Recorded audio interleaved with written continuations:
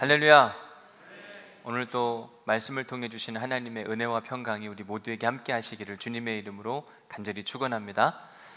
우리가 지난 8월부터 내일까지 사사기 말씀으로 새벽마다 은혜를 나누고 있습니다. 사사기를 통해서 이 코로나 시대에 우리가 어떤 인생을 살아야 되고 하나님이 우리에게 원하시는 바가 무엇인지를 정확하게 진단받는 시간을 갖게 되었습니다. 여러분, 사사기 말씀 은혜가 되었습니까? 저는 개인적으로 설교하면서 참 좋다, 감사하다, 진짜 하나님이 우리에게 이런 걸 원하시는구나 라고 하는 사실을 새롭게 깨닫게 됐습니다. 이제 9월이 지나고 10월이 되면 욥기 말씀을 통해서 함께 우리가 은혜를 나누게 됩니다. 욥기라고 하는 책은 좋기는 한데 너무 어려운 책이에요. 왜 어렵냐? 선한 사람에게 찾아오는 고난의 문제를 중심 주제로 하고 있기 때문에 그렇습니다. 우리가 악한 사람이 어려움을 당하면 그럼 그렇지, 그럴 줄 알았어, 고소해야 하고, 그리고 그런 일들은 당연하다고 생각을 합니다. 권선징악, 착한 사람한텐 좋은 일이 찾아오고 악한 사람한텐 그에 따른 징계가 찾아와야 된다, 이런 개념으로 이해를 하면 악한 사람에게 찾아오는 고난은 고개를 끄덕일 수가 있어요. 그런데 어려운 문제가 뭐냐면 신실하게 사는 사람, 착하고 예수 잘 믿는 사람에게 찾아오는 고난의 문제는 이거 해석이 참 불가능합니다. 그것도 한두 가지가 아니라 막 여러 가지 고난이 겹쳐서 찾아올 때 이게 누가 설명해 줄 수 있고, 그리고 이런 일이 찾아오게 되면 우리의 믿음에 의심이 생겨요. 하나님 진짜 살아계신가? 하나님이 살아계시다고 한다면 저렇게 신실하게 산 사람들은 도와줘야 되는 거 아니냐? 하나님 어디 가셨냐? 하나님 죽으신 거 아니냐? 라고 하는 마음의 의심이 찾아올 때가 있습니다. 이런 이야기를 담고 있는 이야기가 바로 욥기라고 하는 책이에요. 그래서 욥기는 설교하는 사람도 힘들고 설교를 듣는 사람도 어려움이 많습니다. 그러나 욥기에는 우리에게 꼭 필요한 이야기예요. 욥기의 이야기 몇 구절을 여러분들에게 소개해 드리면, 우선 우스 땅에 욥이라 불리는 사람이 있었는데 그 사람은 어떤 사람이요? 온전한 사람이었고 정직했고 하나님을 경외해서 악에서 떠난 자였더라. 최고의 칭찬들만 늘어놓고 있습니다. 하나님이 욥이 얼마나 좋았는지 사단에게 욥을 막 자랑하고 소개시키고 싶은 장면이 욥기 1장 8절에 나옵니다. 함께 읽어볼게요. 시작. 여호와께서 사탄에게 이르시되 내가 내 종 욥을 주의하여 보았느냐? 그와 같이 온전하고 정직하여 하나님을 경외하며 악에서 떠난 자는 세상에 없느니라. 하나님이 사단에게 이르기를 너 세상 다 두루 돌아다녀 봤냐? 거기에 누가 있냐면 욥이라는 사람이 있는데 그의 인생을 주의 깊게 살펴봤냐?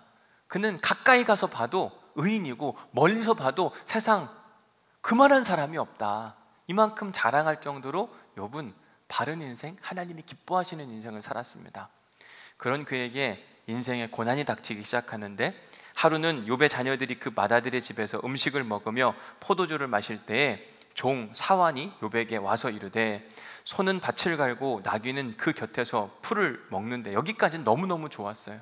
그런데 갑자기 스바 사람이 찾아와 그것들을 모두 다 빼앗고 칼로 종들을 죽였나이다. 나만 간신히 홀로 피하였는데 주께 이런 것들을 다 아뢰러 왔나이다.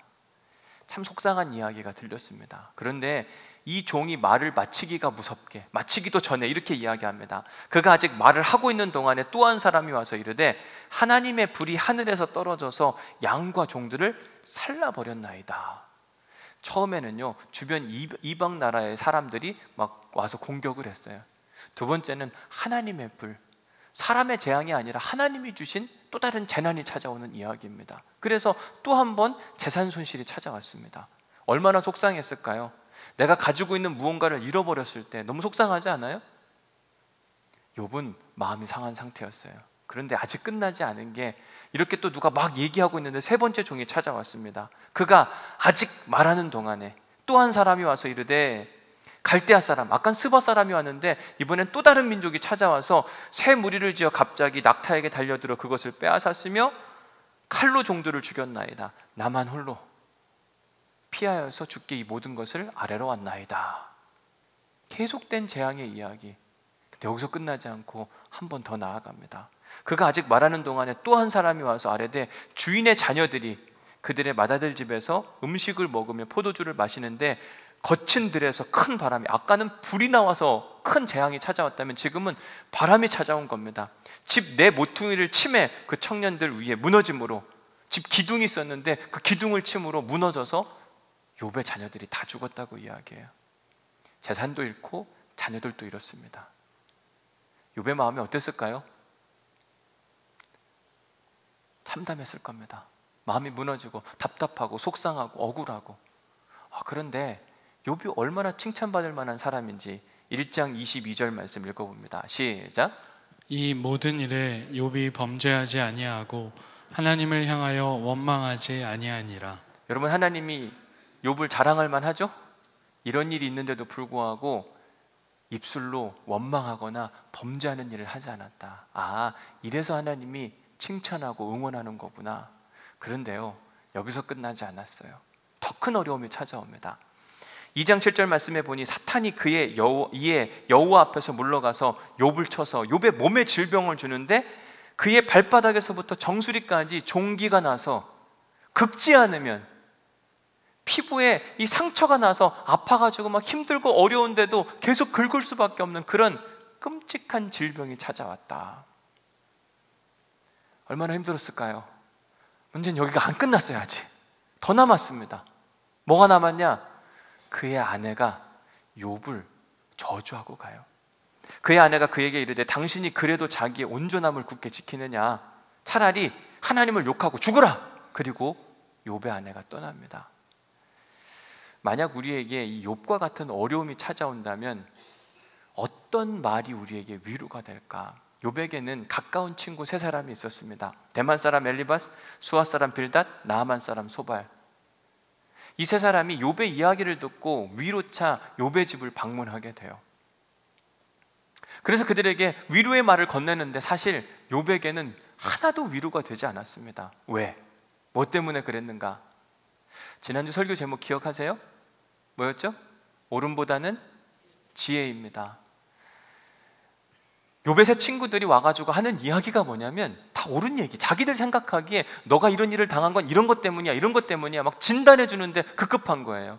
욥은 그런 얘기 듣고 싶은 게 아니라 그냥 위로받고 싶었는데 옳은 이야기만 쏟아내니까 계속 변호하고 변증하는 이야기가 욥기에 등장합니다. 위로하러 왔는데 오히려 상처만 남기고 하는 이 욥기의 이야기, 참 어려워요. 지난주 사사기 큐티를 하던 어느 성도님께서 이메일로 저한테 질문을 하셨어요. 질문 내용이 이렇습니다. 기도하지 않은 삼손에게 두 번의 기회를 주신 하나님께서는 욥에게는 왜 사탄의 시험을 통해 고통을 주셨을까요? 욥기를 읽다가 무섭고 속상하고 갈피를 못 잡겠습니다. 사사기에 보면 하나님의 사람이었던 삼손이 자주 실수를 합니다. 그런데도 불구하고 하나님이 삼손을 도와주시고 그에게 힘과 능력을 주셔서 위기 가운데 탈출하게 하세요. 너무 은혜가 되는 이야기. 그런데 욥은 당대의 의인이었고 하나님이 칭찬할 만한 사람이었는데 왜 욥 같은 경우는 이렇게 어려운 일들을 경험하게 하시는가? 그 이유가 뭡니까? 욥기를 읽다가 너무 힘들고 어렵습니다. 사실 저한테도 어려운 질문이었어요. 금방 답을 못 해드렸습니다. 왜? 너무 어려운 질문이니까. 그래서 며칠 동안 기도하고 하나님 마음을 구하고 그리고 답장을 보내드렸는데 이렇게 답장을 해드렸습니다. 참 어려운 문제입니다. 그러나 10월부터는 욥기에 대한 큐티가 이어질 텐데 그때 이 질문에 대한 답을 함께 찾아보면 좋을 것 같습니다. 그리고 나서 제가 2권의 책을 샀습니다. 한 권은 오스트리아 출신의 신학자 니콜라스 월터스토프라는 사람이 쓴 책인데 나는 사랑하는 사람을 잃었습니다 라고 하는 책이고, 또 한 권의 책은 우리나라 사람 박완서 선생님의 한 말씀만 하소서라는 책이에요. 두 책에 공통점이 있어요. 뭐냐면 두 사람 다 젊은 아들을 잃었어요. 그것도 똑같이 25살 된 아들을 잃어버립니다. 여러분, 자녀를 먼저 떠나보낸 부모의 심정, 이건 경험해 본 사람만 알잖아요. 쉽지가 않은 이야기입니다. 두 작가 모두 자기 책에서 그 일이 얼마나 힘들고 어려운지 아주 담백하게 적어내고 있습니다. 그 중에 한 대목, 이 워터 스토프의 책 한 대목을 여러분들에게 소개해 드리겠습니다. 고통 가운데 있는 사람에게 무슨 말을 할까? 어떤 이들은 지혜의 말을 하는 은사를 받았다. 그런 사람들에게 깊은 감사를 전할 뿐이다. 우리에게도 그런 은사를 가진 사람들이 많이 있었다. 하지만 모든 이들이 같은 은사를 받은 것은 아니다. 어떤 이들의 입에서는 어색하고 엉뚱한 말들이 튀어나왔다. 그것 역시 괜찮다. 지혜의 말들이 아닌들 어떤가? 말 자체보다 그 말을 하는 사람의 마음이 전해져야 한다. 할 말을 찾지 못했다면 그냥 이렇게 말해도 좋다. 무슨 말을 해야 할지 모르겠네. 단지 우리가 자네의 슬픔에 함께 동참하고 있다는 사실만 알아주게나. 또는 말 없는 포옹도 좋다. 그러나 제발 죽음이 그리 나쁜 것이 아니라는 말만은 하지 말라. 왜냐하면 죽음은 정말 나쁜 것이기 때문이다. 아들을 잃어본 사람만이 할 수가 있는 이야기예요. 기독교적으로 보면 죽음 이후에 천국이 있기 때문에 괜찮다. 하나님 나라 갔는데 좀 힘들지만 너무 슬퍼하지 마라 라고 말할 수 있지만, 이 말이 단 한 번도 은혜가 되고 위로가 되지 않는다고 하는 것. 죽음은 자기의 사랑하는 아들을 빼앗아 갔어요. 보고 싶어도 다시 볼 수 없는. 마침 이 책을 읽고 있는데 지난주에 장례가 났고 자식을 먼저 보내야 하는 우리 사랑하는 권사님의 아픔의 장례식이 있었습니다. 할 말이 없더라고요. 여러 개의 이야기를 할 수 있어요. 아마 우리 중에도 누군가는 자식을 먼저 앞세운 부모가 분명히 있을 겁니다. 어떤 말이 위로가 될까? 쉽지 않습니다. 어느 때는 100번 옳은 말보다 그냥 곁에 있어주고 함께 울어주고 그것만으로도 충분할 때가 있어요. 때론 우리가 어설픈 위로가 누군가에게 더 큰 상처가 될 때가 있다. 몇 년 전 일입니다. 교회 장례식이 났는데 참 어려운 장례였어요. 5살이 채 안 된 아이의 죽음이었습니다. 참 마음이 어려웠어요. 부고를 받고 장례식장이 전주에 있어서 전주로 급하게 내려갔습니다. 1박 2일 동안 어린 아이의 장례이기 때문에 오래 하지도 않았고 딱 1박 2일 동안만 장례식을 하는데, 병원에서 떠나는데 하염없이 부모와 함께 울었습니다. 중간에 화장장에서 오열하는 그의 부모의 모습을 보았고, 그리고 납골당에 안치될 때까지 1박 2일 동안 그저 그냥 그들을 따라다니며 함께 울고 함께 기도하고 함께 손 잡아주고. 장례를 마치고 났는데 그 부모님들이 저에게 하는 이야기가, 목사님 참 고맙습니다. 위로와 힘이 됐습니다. 제가 한 게 하나도 없거든요. 1박 2일 동안 그냥 그분들 따라다니면서 뭐 설교도 하지 않았어요. 그냥 함께 울어주고 시간 보내고 그러고 났는데 위로가 됐대. 그냥 곁에 있어주는 것만으로도 큰 힘과 위로가 된다. 제가 수원을 떠난 지 벌써 1년 반이 지났는데도 지금도 기억하고 명절 때가 되면 고맙다고 인사하고. 오늘 본문에 보면 사도 바울이 큰 아픔과 어려움을 겪고 있어요. 고난의 문제입니다. 바울은 부활하신 주님을 만난 이후로 그의 인생의 목표가 뭐냐면 복의 통로가 되는 인생을 살자. 그래서 열심히 살았어요.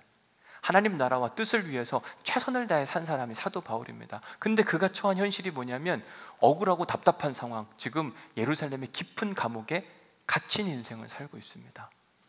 바울은 길리기아 다수에서 태어났어요.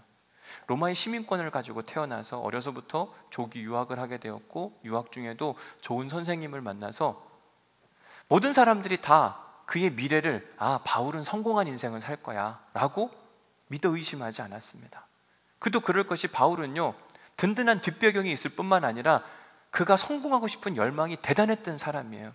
그래서 이 사도행전 8장 3절 말씀에 보면 사울이 교회를 잔멸할세, 유대교 리더들이 좋아했던 일이 뭐냐면 교회, 예수 그리스도를 믿는 사람들을 짓밟는 일이었어요.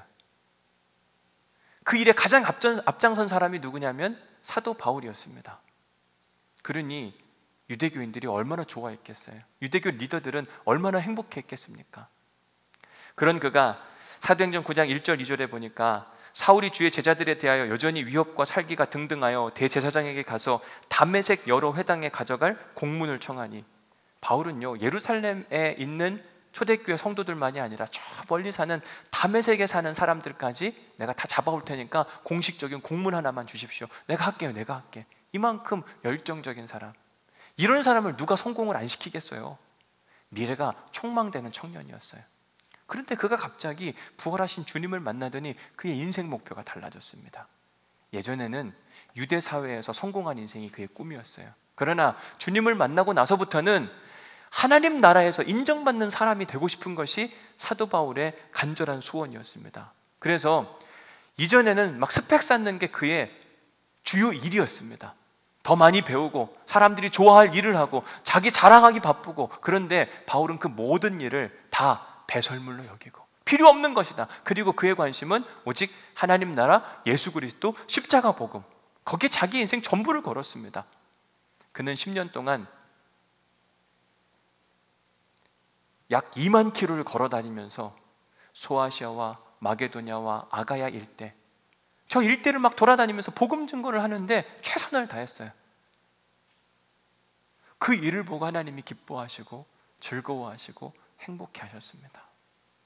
아니, 그렇게 멋진 인생을 살았는데 사도 바울이 왜 아픔을 당해야 되는가? 욥기에 보면 하나님이 욥을 막 칭찬해 주세요. 대단한 사람이다, 의인이다, 세상에 이런 사람이 밖에 없다. 그런데 욥과 바울을 비교해 보면 바울이 욥보다 결코 뒤지지 않습니다. 만약 하나님이 사도 바울을 누군가에게 소개한다 그러면 하나님 입술에 침이 마를 수가 없을 겁니다. 칭찬하고 싶은 게 너무 많아서.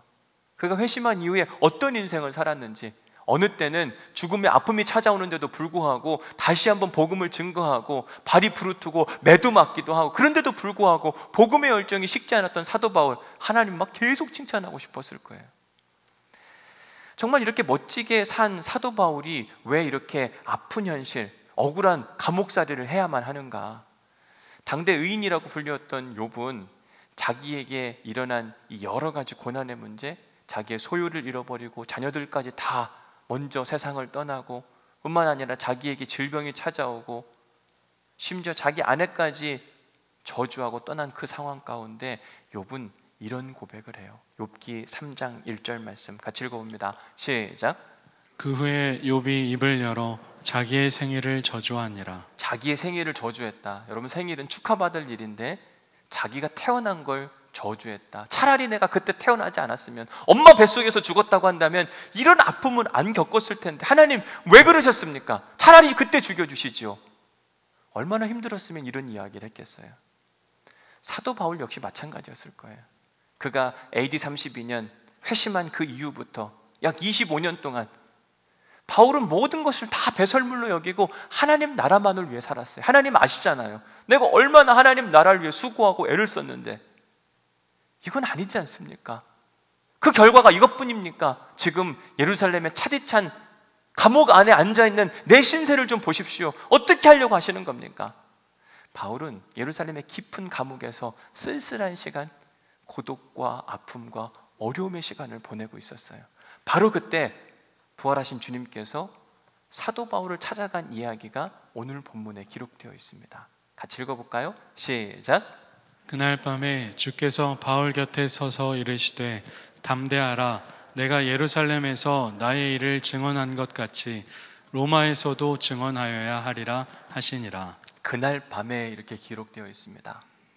밤이라고 하는 헬라어를 보니까 누크티라는 단어를 쓰는데, 이 누크티는요 darkness, 아주 어두운 거예요. obscurity, 뭔가 불분명한 겁니다. blindness, 앞이 보이지 않는 상황. powerlessness, 힘이 없는 상태. death, 거의 죽은 것 같은 상태를 표현할 때 이 누크티라는 단어를 써요. 누크티는 사도 바울이 처했던 영적 현실과 그리고 그의 삶의 현재 상태를 정확하게 표현해주는 이 헬라어 단어가 아닐까 생각해 보게 됩니다. 바울은 지금 인생의 한밤중을 만났습니다. 20대의 젊은 아들을 잃었던 월터 스토프, 그가 절망하고 낭망했던 것처럼 사도 바울도요, 지금 예루살렘 감옥에서 깊은 절망의 시간을 보내고 있었어요. 바로 그때 부활하신 주님께서 그를 그냥 내버려 두지 않으시고 그를 찾아가셨습니다. 그리고 그의 곁에 서 계셨다. 이게 은혜가 되는 거예요. 내가 힘들고 어려울 때 어떤 100마디의 말보다 누가 곁에 서서 함께 시간만 보내줘도 그게 즐겁고 행복한데, 바울 곁에 누가 서 계셨다고요? 부활하신 주님이 서 계셨다. 곁에 서다라고 하는 헬라어 단어를 보니까 에피스타스라는 단어를 씁니다. 이 에피스타스는 두 가지의 단어가 하나로 합쳐진 이 동사인데, 에피라고 하는 건 전치사 on, 어디 위라는 뜻을 갖고 있습니다. 이 스템이라고 하는 건 그냥 있다라고 하는 상태 동사예요. 그러니까 지금 에피스타스, 예수님이 부활하신 주님의 그 주님께서 바울의 불안하고 좌절된 낭망된 마음 가운 위에 계시다는 이야기를 하는 거예요. 그러면서 하는 이야기가 담대하라, 걱정하지 마라. 바울은 감옥에서 자기가 혼자 있지 않음을 깨닫게 돼요. 아, 내가 지금 억울하고 답답하고 속상한데 이 상황 가운데 주님이 곁에 계시네? 내 상황을 아시네? 그것만으로도 위로가 되는 거예요. 그냥 곁에 있는 것만으로도 충분히 힘과 은혜와 능력이 된다. 사랑하는 성도 여러분, 우리가 믿는 하나님 어떤 분이시냐? 여러 가지 속성이 있죠. 그 중에 하나가 뭐냐면, 우리가 믿는 하나님은 마음이 상하고 억울하고 답답한 사람들, 그들 곁에 찾아가서 그들 위에, 답답하고 억울한 그 마음 위에 함께하면서 새로운 힘과 능력과 은혜를 선물해 주시는 분. 여러분, 그런 하나님을 우리 모두가 경험할 수 있기를 주님의 이름으로 간절히 축원합니다. 살다 보면 그런 일들이 얼마나 많아요. 억울하고 답답하고 속상하고. 지금 추석이잖아요, 그렇죠? 추석 때도 억울하고 답답하고 속상. 왜 나만 일하는 거야? 이게 추석이야? 안 모였으면 좋겠다. 뭐 얼마나 억울하고 답답하고 속상한 일들이 많아요, 그렇죠? 그때 에피스타스의 그 주님이 함께 하시기를 간절히 소원합니다.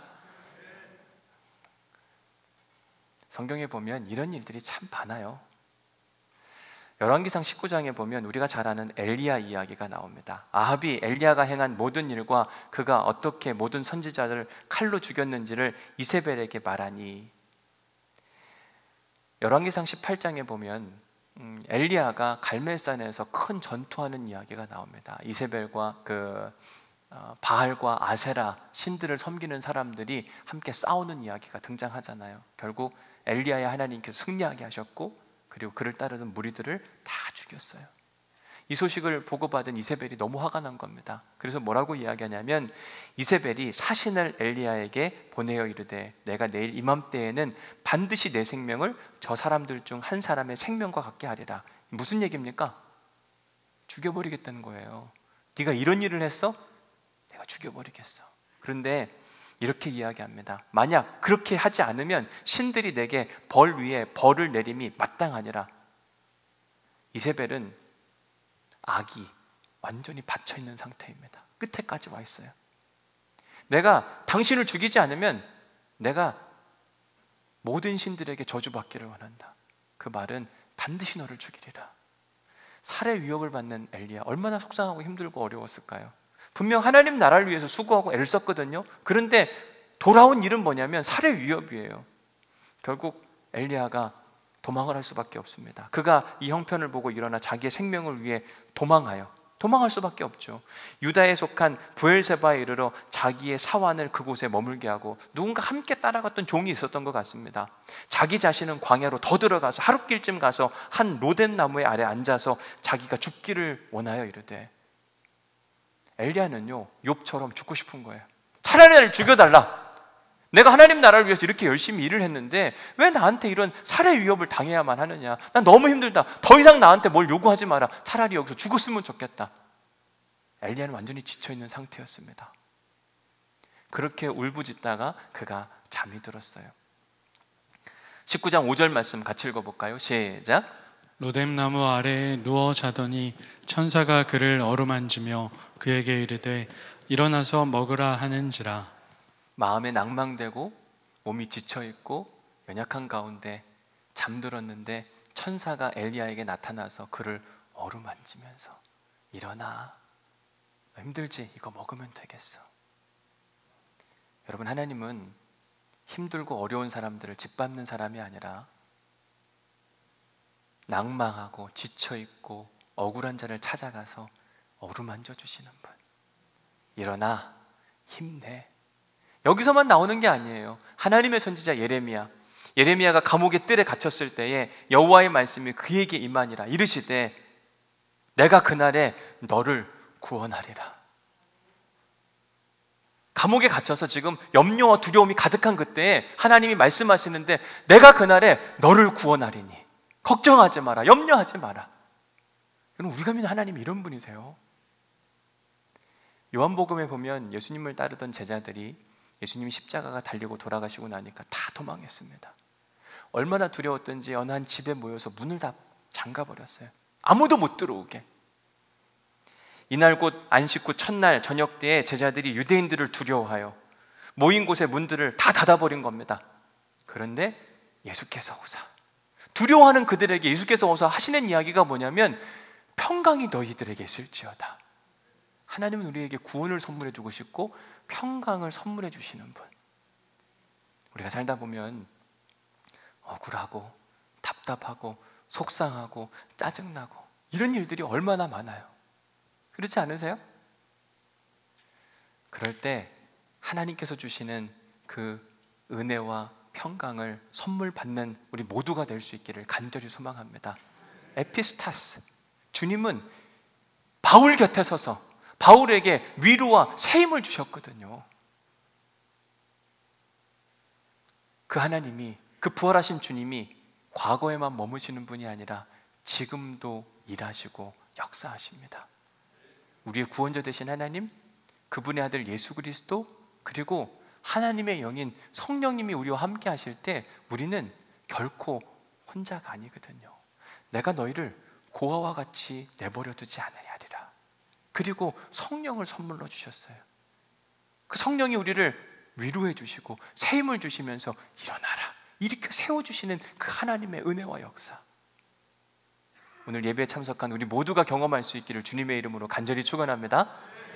저는 오늘 설교 준비하다가 우리가 잘 아는 찬양, 주님과 같이 내 마음 만지는 분은 없네, 오랜 세월 찾아 난 알았네, 내겐 주밖에 없네. 이 찬양을 부르게 됐어요. 주님과 같은 분 한 분도 없다. 오직 주님만이 나에게 새 힘과 능력을 주시는 분이시다. 여러분 믿으십니까? 한번 경험해 보시겠어요? 우리 마음 가운데 억울하고 답답하고 속상한 마음이 있는 분들 가슴에 손을 얹으시고 찬양 한번 같이 해볼까요? 정말 그 주님이 느껴지시는지 우리 한번 찬양 불러보도록 하겠습니다. 주님과 같이, 주님과 같이,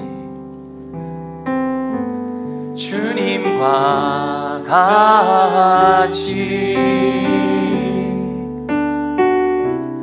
내 마음 만지는 분은 없네, 오랜 세월 찾아 난 알았네, 내게 주밖에 없네. 주자비 강같이, 주자비 강같이 주님의 손길 치료하는 아멘. 치료하시네.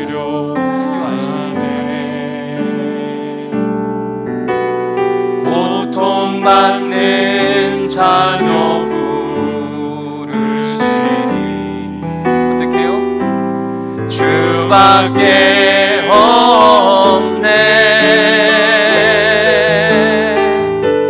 주님과 같이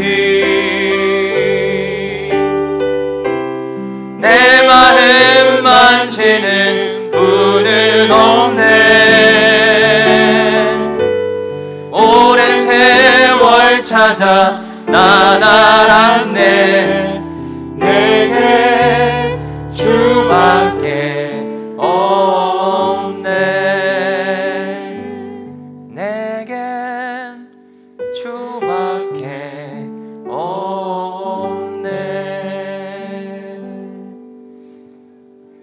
되십니까?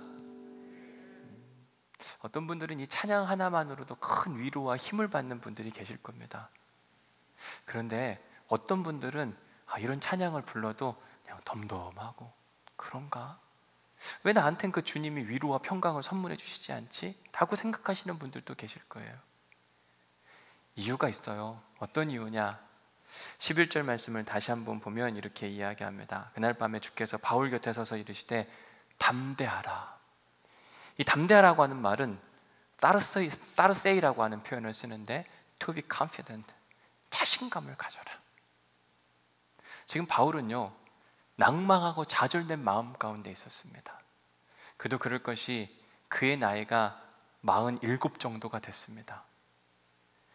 47 그러면 사실 지금은 젊은 청춘이죠. 근데 바울 당시로 돌아가서 보면 거의 노년에 가까워요. 옛날 제 시골에 살던 기억으로 더듬어 보면 옛날엔 환갑 그러면 엄청난 어른이었습니다. 그렇지 않으세요? 지금 환갑잔치 하면 욕먹어요. 그렇잖아요? 환갑잔치 한다고 해보세요. 젊은 것이 좀 뭐하냐고. 지금 생각으로는 이해가 안 되지만 옛날로 돌아가서 보면 환갑은 나이가 많은 것처럼 47은 바울 시대로 보면 거의 노년에 가까웠습니다. 노년에 가깝다고 하는 건 몸이 쇠약해졌다는 이야기, 마음도 연약해지잖아요. 특별히 지난 10년 동안 선교 사역을 하면서 바울은 많은 어려움을 겪었습니다. 강의 위험, 도적의 위험, 매를 맞기도 하고, 그러니까 이미 몸은 완전히 연약해진 상태. 게다가 그에겐 질병이 있었다고 이야기하잖아요. 이게 떠나가기를 간절히 간구하는데도 하나님이 치료해 주시지 않고, 마음에 두려움과 염려가 가득해요. 분명 하나님 나라를 위해서 열심히 살았는데 왜 나한테 이런 일이 찾아왔는가? 그 두려움 감당할 수가 없는 겁니다. 그런데 바울이 이전에도 이렇게 억울한 감옥살이를 한 기억이 있어요. 오늘 본문으로부터 한 7년 전 빌립보 교회, 바울이 빌립보에 선교를 갔는데 그때도 억울한 일을 당하게 됩니다. 사도행전 16장에 그 이야기가 나오는데, 이같이 여러 날을 하는지라 바울이 심히 괴로워하여 돌이켜 그 귀신에게 이르되 예수 그리스도의 이름으로 내가 내게 명하노니 그에게서 나오라 하니 귀신이 즉시 나오니라. 바울이 빌립보에 딱 갔는데 어떤 귀신 들린 한 여자가 있었습니다. 그 여자의 특징, 그 귀신의 특징은 점하는 귀신, 남의 미래를 막 알아맞추고 특별한 거죠. 그래서 그 사람이 누구에게 속해가지고 막 돈을 벌어주고 있었어요. 근데 하나님의 사람 바울을 만나고 와서 막 바울을 졸졸졸 따라다니면서 귀찮게 하는 겁니다. 그래서 그 여인을 불쌍하게 여기는 마음 가운데 내가 나사렛 예수의 이름으로 명하노니 더러운 귀신아 떠나가라. 그랬더니 그 귀신이 떠나갔어요. 그 전까지는 이 여인이 귀신 들려서 귀신의 종로를 타며 살아갔는데 이제는 정신이 말짱해지고 새로운 인생을 살아가게 됩니다. 얼마나 축복된 인생이에요. 그런데 이렇게 새로운 인생을 사는 그 여인을 보고 이 사람을 종으로 삼던 그 주인들, 귀신 들린 그 사람을 이용해서 돈 벌었던 사람들 있잖아요. 돈벌이가 갑자기 끊어지니까 화가 나는 겁니다. 그래서 바울을 모함하기 시작하는데 뭐라고 이야기하냐면, 상관들 앞에 데리고 가서 말하되 이 사람들이 유대인인데 우리 성을 심히 요란하게 하여 로마 사람인 우리가 받지도 못하고 행하지도 못할 풍속을 전한다 하거늘.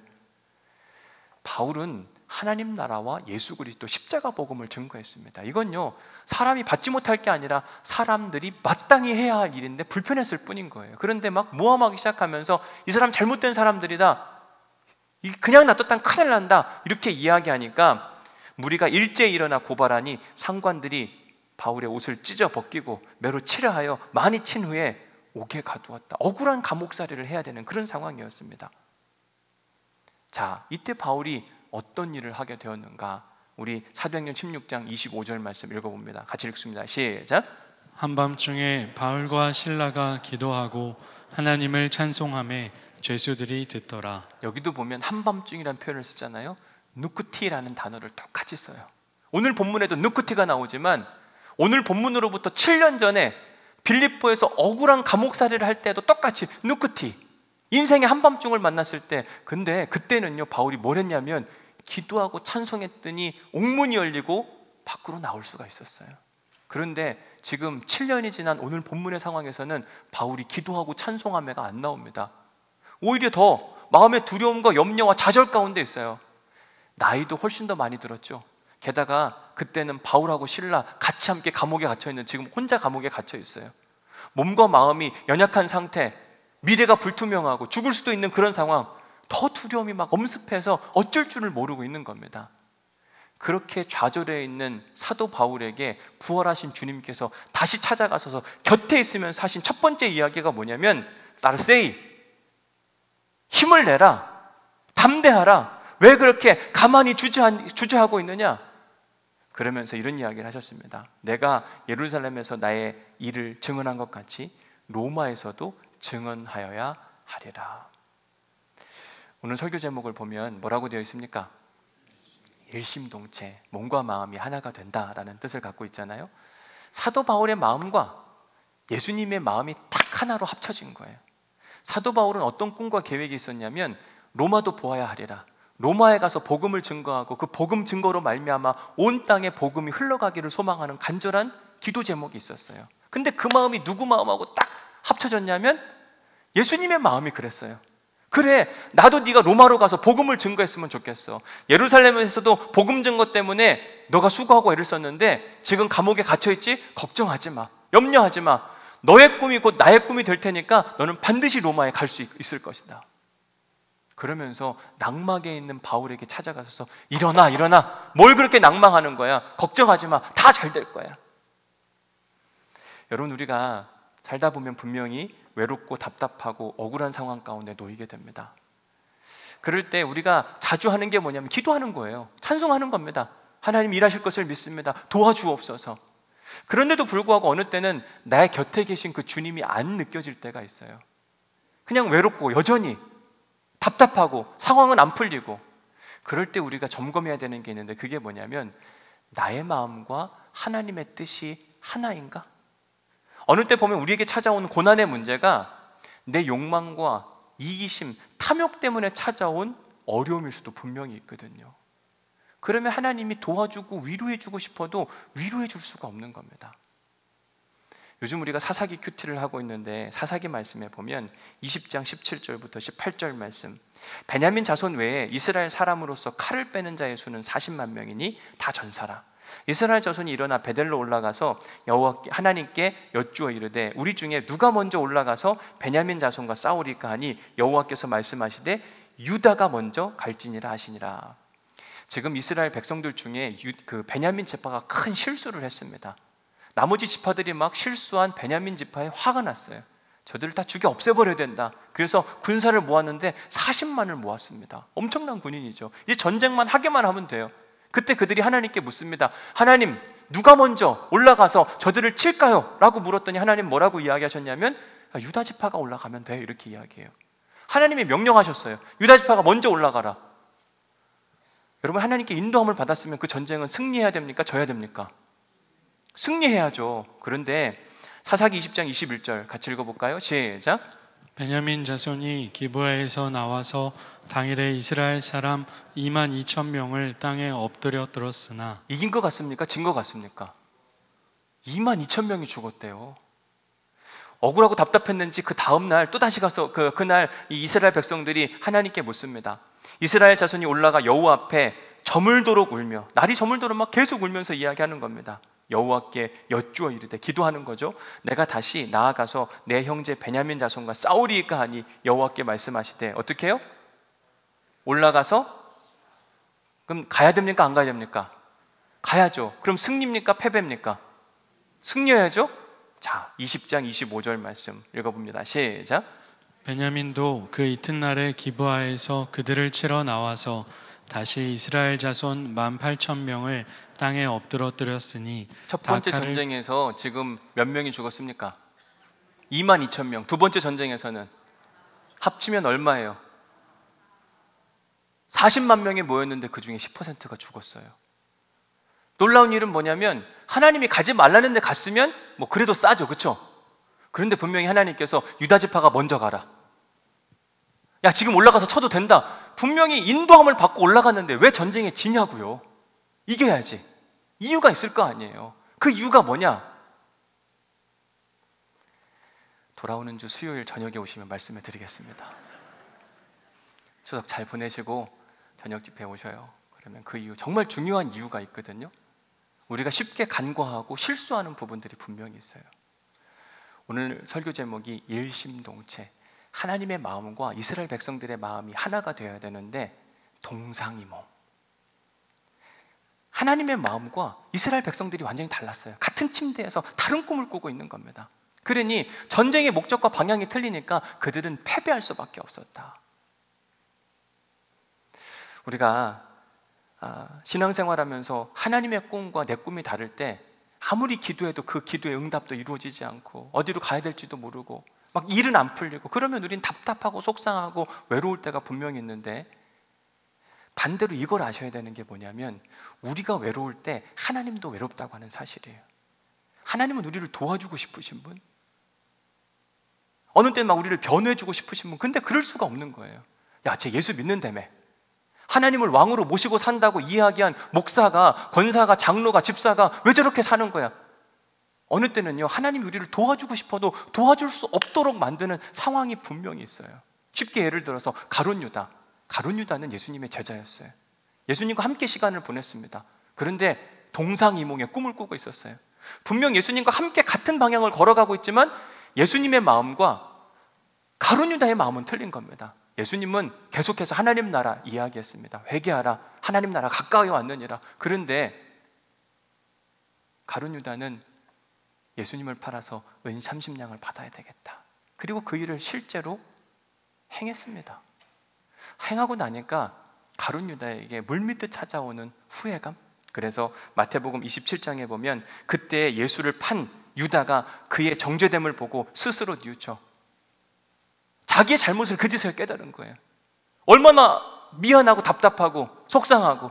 그래서 그가 은 30을 대제사장들과 장로들에게 도로 갖다 주며 이르되 내가 무죄한 피를 팔고 죄를 범하였도다 하니, 근데 안 받아주잖아요. 이거 네가 한 일이니까 네가 알아서 해. 가룟 유다는요 정말 속상하고 답답하고 억울하고 자기 자신이 막 바보 같은 그런 마음. 이때 하나님께서 에피스타스, 그의 곁에 가서 막 위로해주고 이럴 수 있나? 차라리 가룟 유다가 예수님께 찾아가서 예수님 미안해요, 내가 잘못해가지고 예수님 십자가에 달리는, 이랬으면 아마도 예수님 위로해줬을 거예요. 그런데 지금 상황으로는 하나님이 그를 위로해줄 수가 없었어요. 왜? 하나님의 마음과 가룟 유다가 한 일은 전혀 방향이 틀린 겁니다. 잘못했는데 어떻게 그걸 잘했다 응원해주고 그럴 수도 있지, 이렇게 이야기할 수 있어요. 오히려 회개했으면 그래 내가 네 마음 안다, 그래 조금만 기다려봐 회복시켜줄게 라고 말했을 텐데 가룟 유다엔 그게 없었던 겁니다. 안타까워요. 속상한 마음이에요. 말씀을 정리하면서 우리가 꼭 알아야 되는 사실 중에 하나가 뭐냐면, 하나님의 여러 가지 속성 중에 하나가 뭐냐면 하나님은 위로자 하나님, 때로는 우리에게 변호해주고 싶으신 분. 하나님은요 지금도 우리 곁에 찾아오셔서 너 힘들지? 어렵지? 내가 그 마음 안다, 낭망하지 마, 일어나, 내가 너와 함께 해줄게, 곧 끝날 거야 라고 말해주고 싶어 하세요.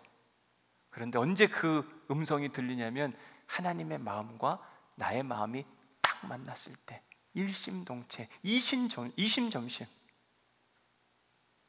오늘 본문의 사도 바울은 그의 마음과 하나님의 계획이 딱 합쳐지니까 지금 굉장한 낭만과 어려움의 순간에 하나님께서, 부활하신 주님께서 그의 곁에 서서 담대하라, 일어나라, 새 힘을 가져라, 너는 반드시 로마에 갈 테니까 염려하지 않아도 된다, 힘을 주시는 그 주님의 음성을 들을 수가 있었습니다.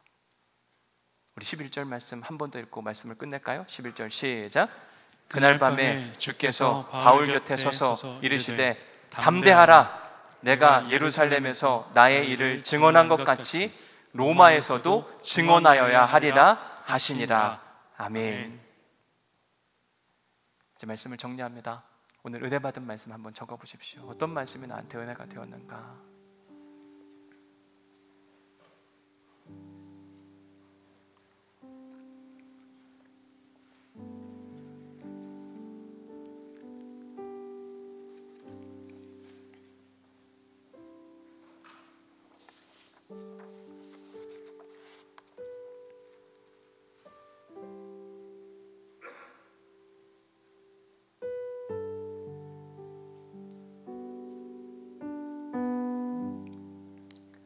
두 번째, 주님과 같이. 오늘 설교 중간에 찬양했는데 이 찬양 중에 하나님의 위로와 평강이 임했습니까? 어떻습니까? 하나님의 위로와 평강 경험하셨습니까? 우리가 하나님 나라를 향해 달려갈 때 당하는 어려움과 고난과 아픔이 분명히 있거든요. 억울하고 답답할 때 마치 누쿠티 인생의 한밤중을 만난 것처럼 목회를 하다 보니까 어느 때는 오해받을 때가 참 많습니다. 어느 제가 실수할 때도 분명히 있죠. 근데 요만한 일이 막 나중에 이만한 일로 막 부풀려지거나 내가 하지도 않은 일들이 막 되어졌다고 이야기돼요. 그럼 참 힘들고 어려워요. 답답합니다. 막 그걸 변명하는 것조차도 의미가 없을 때가 많더라고요. 그럴 때 저는 이 찬양을 부르게 되는 것 같아요. 주님과 같이 내 마음 만지는 분은 없네. 그러면 그래, 내가 네 마음 안다. 다른 사람은 몰라도 내가 네 마음을 안다. 그거 한마디에 평안함을 느껴요. 여러분들도 살다 보면 얼마나 답답하고 속상하고 억울한 일이 많아요. 그런데 어느 때는 내 잘못 때문에 찾아오는 일들도 분명히 있어요. 그런 때는요, 내가 원하는 게 이루어질 때까지 절대로 평안함이 찾아오지 않아요. 그런데 어느 때는 내가 가야 될 방향이 명확하면 내 남편도 모르고 내 아내도 모르고 내 자녀도 내 부모도 모르는 나만의 아픔이 분명히 있거든요. 하나님만 아시는. 근데 그거 막 하나님께 알려드리면 그래, 너 어렵지, 괜찮아, 보듬어 안아주시고 치유해 주시는 그 하나님의 은혜. 저는 우리 모두가 꼭 그 하나님의 은혜를 경험하기를 간절히 소망합니다. 세 번째 질문, 하나님과 당신의 마음이 이심점심입니까? 일심동체입니까? 아니면 동상이몽입니까? 한번 점검해 보셔야만 합니다. 어떻게 점검하냐? 오늘 찬양 다시 한번 부를 텐데 찬양 부르면서 그래, 내가 속상하고 답답하고 억울한 마음이 하나님 나라를 위해서인가 아니면 내 욕망 때문인가 한번 점검해 보면 분명히 알 수 있거든요. 다시 한번 우리의 억울하고 답답한 마음에 손을 얹고 찬양할 때 하나님, 내게 평강을 주옵소서. 내가 가지고 있는 것이 어쩌면 하나님의 뜻과 계획과 달라서 생기는 문제일 수도 있는데 내 마음이 바뀌어지게 하여 주옵소서. 하나님의 계획이 틀어지는 게 아니라 내 마음이 주님과 합해지길 소망합니다. 이런 마음으로 우리 찬양을 주님께 올려드리도록 하겠습니다. 주님과 같이, 주님과 같이 내 마음 만지는 분은 없네. 오랜 세월 찾아 난 알았네. 내게 주밖에 없네. 다시 한번 찬양할까요? 주님과 같이, 주님과 같이 내 마음 만지는 분은 없네. 오랜 세월 찾아 난 알았네. 내게 주밖에 없네. 주 자비 강같이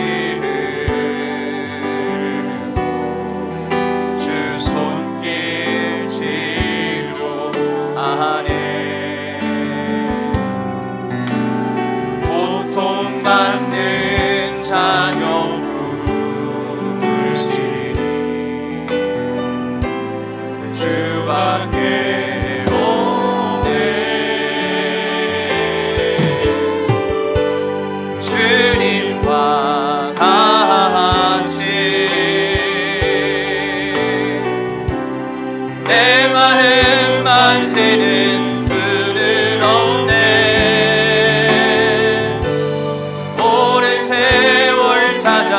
난 알았네.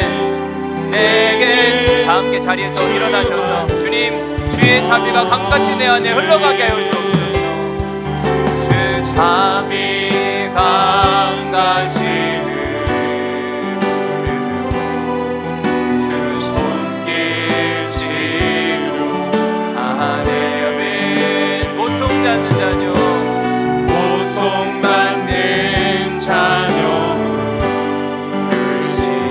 주밖에 없어요.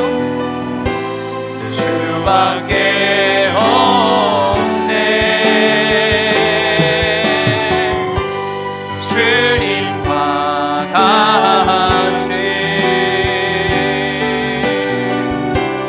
내 마음 만지는 분은 없네. 오랜 세월 찾아 나타났네. 내게 주밖에. 우리 한 번 더 찬양합시다. 주님과 같은 분 단 한 분밖에 없습니다. 주님과 같이 내 마음 만지는 분은 없네. 오랜 세월 찾아 나타났네. 내게 주밖에. 내게 주님밖에 없습니다. 주님. 내게 주밖에. 내겐 주님밖에 없습니다. 주님. 내게 주밖에 없네. 내겐 주밖에 없네. 주님 그렇습니다. 주님밖에 없습니다. 우리를 받아 주옵소서. 우리 마음 가운데 답답하고 억울하고 속상하고 안 풀리는 문제들이 분명히 있습니다. 추석이 반갑지가 않습니다. 하나님, 우리 마음을 어루만져 주옵소서. 일으켜 세워 주옵소서. 낙심하지 마라, 담대하라 말씀하시는 주님의 음성이 곧 우리를 향하 들려주시는 하나님의 음성인 줄 믿사오니 주님, 우리에게 새 힘을 허락하여 주옵시고 기쁨으로 나아갈 수 있도록 인도하여 주옵소서. 이제는 우리 주 예수 그리스도의 은혜와 아버지 하나님의 극진하신 사랑과 성령님의 감동 감화 역사 교통 위로하심이 가슴에 손을 얹고 그리고 주님의 간절한 마음 가운데 주님의 은혜와 복을 구하며 손을 뻗치고 있는 당신의 귀한 믿음의 본속들에게 주님의 평강과 위로와 샬롬의 은혜가 영원히 함께 하시기를 간절히 소망하옵나이다. 아멘. 하나님 축복합니다. 우리 안에 거룩한 평안함과 기쁨이 찾아올 수 있도록 인도하여 주옵소서. 코로나와 함께 걸어갑니다.